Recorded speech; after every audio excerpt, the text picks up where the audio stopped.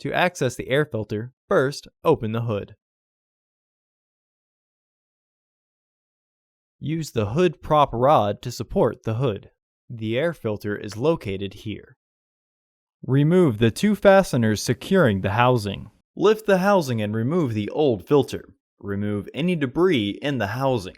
Insert your new filter into the housing. Reinstall the housing cover. Re-engage the fasteners. Remove the hood prop rod and close the hood.